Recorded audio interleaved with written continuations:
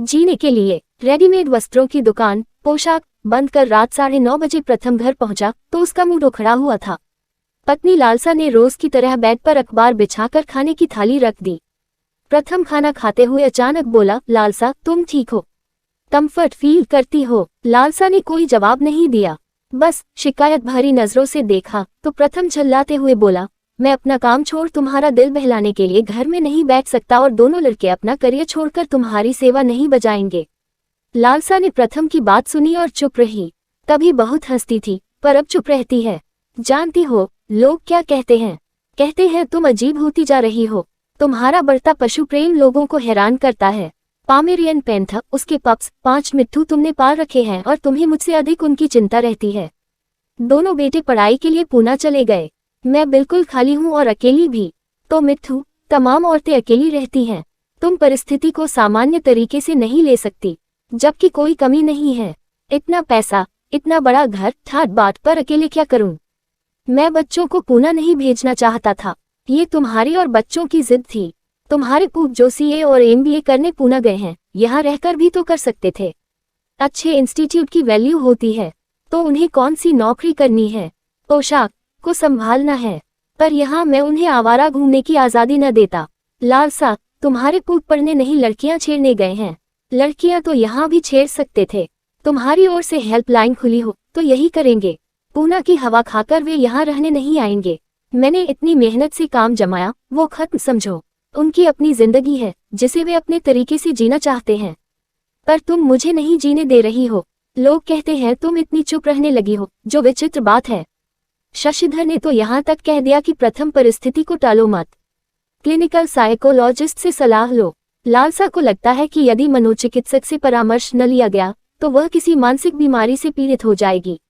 संभव है कि शॉक थेरेपी से भी गुजरना पड़े। एकांत और गहरी खामोशी में समय बिताते हुए लगता है जल्दी ही मर जाएगी। अचानक घबरा कर लालसा बोली, मुझे सलाह की जरूरत नहीं है। कल तुम्हें मनोचिकित्सक के पास चलना है। लगभग आत्मस्मृति की दशा में लालसा क्लिनिक पहुंची, लेकिन उसे उपेक्षित छोड़ मनोचिकित्सक प्रथम से बोले, प्रथम जी आप क्या काम करते हैं? गड्डी चौक में पोशाक गारमेंट्स है, वह मेरा है। फिर तो आप बहुत व्यस्त रहते होंगे। सुबह 9 से रात 9 तक। परिवार में और कौन है? 2 बेटे हैं, बाहर पढ़ते हैं। कुछ अनुमान है? लालसा जी कब से खामोश रहने लगी है। बिल्कुल अनुमान नहीं है। कभी जानना चाहा कि ये अपने एकांत और अकेलेपन से कैसे जूझती हैं। ये जानने के लिए मैं घर में बैठा नहीं रहता। यदि बता पाएं तो बताएं कि ये अपना समय किस तरह बिताती हैं। प्रथम ने बुरा सा मुंह बनाया। लालसा ने कई कुत्ते और तोते पाल रखे हैं। समझिए, दिन भर कुत्तों को नहलाने, कंघी करने, खिलाने में लगी रहती हैं। तोते दिन भर खाते, बीट करते और लड़ते हैं। तोतों को ठीक दोपहर 3 बजे चाय और बिस्किट चाहिए। देर हो तो उन्हें चाय और बिस्किट बोलना आता है। ये चाय में बिस्किट भिगोकर उन्हें खिलाती हैं। ठंड में स्वेटर पहनाती हैं। तोतों के पिंजरे को शॉल से ढकती हैं। आपने कभी इनसे पूछा कि ये किस खालीपन को भरने के लिए ऐसा करती हैं? प्रथम भड़क गया। मरीज में नहीं लालसा है, जो पूछना है इनसे पूछें। मनोचिकित्सक ठठाकर हंसे, मेरे मरीज पहली बैठक में कुछ नहीं बताते। कुछ बैठकों के बाद लालसा जी कुछ कहने लायक हो जाएंगी, तब इनसे पूछूंगा। आपसे जो पूछ रहा हूँ वह इनसे ही संबंधित है। देखिए, मनोरोग ऐसी दशा है जिसमें परिवार के सदस्यों का भी हाथ होता है, बल्कि उनका ही हाथ होता है। सदस्य खुद को बदले तो मनोरोगियों में भी बदलाव आने लगता है और वे ठीक हो जाते हैं। मतलब दोषी मैं हूँ। मैंने जनरल बात की है, बुरा न माने। शादी को कितने साल हो गए? 23। तब तो आप लालसा जी के स्वभाव, आदत, व्यवहार के बारे में सब कुछ जानते होंगे। प्रथम गड़बड़ा गया। व्यस्तता में कभी उसने लालसा की उपस्थिति को खास नोटिस ही नहीं किया। अक्सर होता है, इतने साल साथ रहने के बावजूद पति पत्नी एक दूसरे को भली प्रकार से नहीं समझ पाते हैं। छोटी छोटी इच्छाएं, उम्मीदें, अड़चने जिनको हम नोटिस नहीं करते, एक दिन खतरनाक बन जाती हैं। अक्सर होता है पति खुद को मालिक मानते हुए पत्नी की दिनचर्या, जीवनशैली, गतिशीलता, क्रियाशीलता तय करने लगते हैं। तब खुद को बदलते हुए पत्नी बहुत भुगतती है। विलासी जिंदगी जी रही हैं। घर से बाहर निकले तो जाने कठिनाई क्या होती है। दरअसल ये न खुश रहती है, न रहने देती हैं। इनके इस व्यवहार से मेरी कार्यक्षमता पर असर पड़ता है। देखिए, पहले संयुक्त परिवार थे, अब एकल हैं। अकेलापन आज की बहुत बड़ी समस्या है और मानसिक बीमारी का कारण भी। चूंकि अधिकतर स्त्रियां कामकाजी नहीं हैं, तो घर में रहते हुए वे एकांत और अकेलेपन से परेशान होती हैं। प्रथम का धीरज छूटने को था, क्या कहूँ, पढ़ी लिखी महिलाओं के मिजाज नहीं मिलते। मनोचिकित्सक हंसे, हाँ, शिक्षा से स्त्रियों की बौद्धिक क्षमता बढ़ी है, अपनी पहचान और पोजीशन बनाना चाहती हैं। यदि नहीं बना पाती हैं तो निराश हो जाती हैं। जानते हैं, मेरे मरीजों में उच्च शिक्षित महिलाएं अधिक हैं। इस वर्ग में असंतोष अधिक है, क्योंकि इन्हें जिंदगी का अर्थ मालूम है और वे अपने तरीके से जीना चाहती हैं। नहीं जी पाती हैं, तब विद्रोही हो जाती है या मौन। आप लालसाजी को समुचित समय और समीपता दें, इनके सुख दुख को जानें। जवाब में प्रथम घड़ी देखने लगा, शॉप खुली छोड़कर आया हूँ। मनोचिकित्सक हंसे, आज इतना ही लालसा जी, अगली बैठक में आपकी क्लास लूंगा। वापसी पर लालसा कुछ ताजगी महसूस कर रही थी। वह चाहती थी कि प्रथम से जवाब मांगा जाए। प्रथम कुछ इस तरह निष्क्रिय और रूखा है कि वह उससे वे बातें भी नहीं पूछ पाती जो लाजमी तौर पर पूछना चाहिए। आज मनोचिकित्सक ने मानो बहुत कुछ पूछ लिया। कार ड्राइव करते हुए प्रथम भड़कते हुए बोला, लालसा, वह खबीज डॉक्टर तुम्हें विचित्र नहीं लगा? उनका काम ही ऐसा है। उनके मरीज विचित्र ही होते हैं। सुस्त मरीजों का इलाज करते करते लगता है वह भी मानसिक रोगी हो गया है। वह मुझे भी मानसिक रोगी बना देगा। हो, मैं अब भी नॉर्मल नहीं हो पा रहा हूँ। तुम्हें लगता है कुछ सिटिंग से फायदा होगा तो तुम अकेली चली जाना। मैं उसकी सूरत बर्दाश्त नहीं करूंगा। लालसा ने तय किया कि वह अगली बार से अकेली ही जाएगी। लालसा को देख मनोचिकित्सक हंसे और बोले, आए, इतने दिनों तक नहीं आई तो मुझे लगा नहीं आएंगी। प्रथम जी नहीं आए, उस दिन मुझसे खफा हो गए थे। चलिए आप आई, वरना मेरे कुछ मरीज ऐसे थे जो एक बार आए फिर नहीं आए। दरअसल इस इलाज में मरीज और परिजनों को धीरज रखना पड़ता है। बैठिए, आप अकेली आई, यह आपके लिए सुविधाजनक होगा। कैसा महसूस कर रही हैं? बेहतर। आपके पेट्स कैसे हैं? दरअसल वे मेरे लिए समय बिताने की साधन हैं। प्रकृति और पशु पक्षी सचमुच आनंद देते हैं। इनकी ओर आपका रुझान क्या बचपन से है? जब से बेटे पूना गए, पेट्स के साथ समय बिताना मुझे अच्छा लगता है। वे मेरा विरोध नहीं करते, तलक का जवाब नहीं देते, निर्देश नहीं देते, बल्कि मेरा हुक्म मानते हैं। आपके पास तो मास्टर डिग्री है, फिर जॉब क्यों नहीं किया? शादी से पहले मैं स्कूल में पढ़ाती थी। फिर प्रथम ने कहा, औरत की कमाई खाना इस घर की शान के खिलाफ होगा। घर देखो और अच्छा खाना बनाओ। घर के लोगों को स्वस्थ और खुश रखो ताकि वे अपने व्यवसाय का विकास और वृद्धि कर धन कमाएं। तो आप दबाव में रहती है। फोबिया कहिए। लालसा जी, आप शुरू से मौन और शांत रही हैं या कभी हंसमुख थी? मैं बहुत हंसमुख थी, इसलिए ससुराल वाले ने मुझे पसंद किया था। उनका मानना था कि हंसमुख लड़की अच्छा माहौल बनाकर प्रथम जैसे मेरे संसार को सुधार सकती है। प्रथम कठोर होने की हद तक जिद्दी है। हंसना तो जानते नहीं, मैं भी हंसना भूलती गई। पति न हंसे तो पत्नी हंसना छोड़ गई। यह क्या है? आप अपने बारे में सोचिए। प्रथम जी के अनुसार खुद को डालते हुए अपने स्वभाव, आदत, व्यवहार बदलते हुए आपको तकलीफ नहीं होती।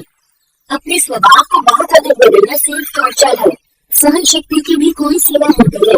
मुझे वही करना होता है जो प्रथम चाहते हैं। बच्चे की बात फिर भी ठीक था। अब लगता है जैसे साहस और आत्मविश्वास मैंने खो दिया है। जी चाहता है मौन पड़ी रहूं। मुझे किसी की जरूरत महसूस नहीं होती, प्रथम जी की भी नहीं।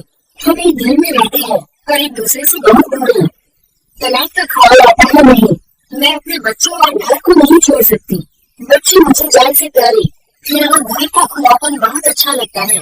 मेरे घर का कैंपस बहुत बड़ा है, बहुत खुला है। मैं प्रथम जी की बात कर रहा हूँ, समझ रही हूँ। मैं उन्हें घर और बच्चों से जोड़कर देखती हूँ, इसलिए तलाक नहीं ले सकती। आप चाहती क्या है? नहीं जानते, बस बिना वजह रोने की इच्छा होती है। लालसा सचमुच रोने लगी। मनोचिकित्सक परेशान हुए। सुनो, आपको अजीब लगेगा, लेकिन मैंने खुद जरूरी नहीं किया था, क्योंकि ऐसा करने के लिए कुछ नहीं होता। इस तरह रोनी मत। आज एक पूछकर आपको परेशान नहीं करूंगी। बाकी अगली सीजन में दूंगी। मनोचिकित्सक की सीटिंग आपने जो बातें लिखी थी, कभी प्रथम जी से उनके पास नहीं है। मुझे बुराई हो रही है कि नाम से नहीं सकते जो किसी से कर सके।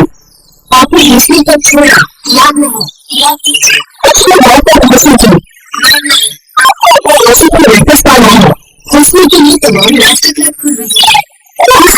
लेकर लोग बोलने के लिए फिर हंसते हैं। आपको तो ईश्वर ने चुनौती बनाया है, लेकिन अफसोस होता है कि आपने अपना स्वभाव ही बदल लिया। कहते कोई फैसला ले सके नहीं, लेकिन कुछ भी फैसला आपको खुद लिया है।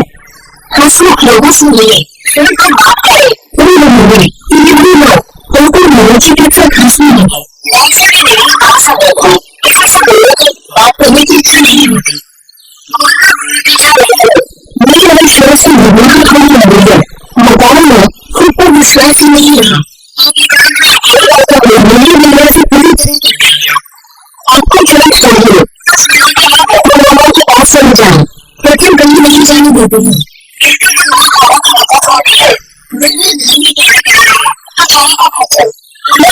से बंद करने का अभ्यास नहीं है, आप प्रपंच की सहूलियत ही नहीं करेंगे। आप 2-4 दिन के लिए कहीं आ नहीं सकते। आपने अपनी भावनाओं को दबाते हुए इतना लंबा समय प्रपंच के साथ गुजारा है, लेकिन अब खुद को सिक्योर रखने के लिए कुछ करें। उनको इस चीज के जीवन 40 साल के बाद शुरू होता है। उनको अभी शुरू में नहीं है, पहले मेरे भी जिम्मेदारियों से फ्री होती जाती है। पति की की पत्नी के आसपास रहते रहो, तो पत्नी अचानक खुद को अकेले पीड़ित, हताश, के बीमार किसी के लिए नहीं, बल्कि खुद को साबित करने के लिए कुछ रचनात्मक करना चाहिए।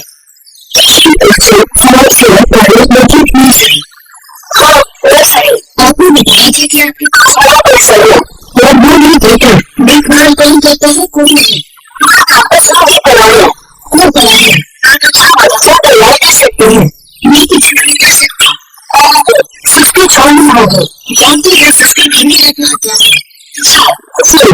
आत्महत्या आपको पशु पिछड़े से काम है, इसलिए मेरा सुझाव है कि आप भगवान में रुचिए, बहुत आनंद मिलेगा। आज का अवसर परेशान है, क्योंकि हम मशीन बता सकते हैं या कहीं निकल गया है। लालसा जी, आपके पास इतना अच्छा पैसा है, अनुमान से पूछने की आप कितना करते हैं। ऐसा एक मौके में रखनी पड़ती है। मनोचिकित्सक की बातों से प्रभावित होकर भगवान से बोली, आपकी बेटी मुझे करना पड़ती है। बगीचा ऐसे खुश हो जाए, व्यक्तित्व ऐसा बनाना चाहिए जो दूसरों को ऐसे दिखा।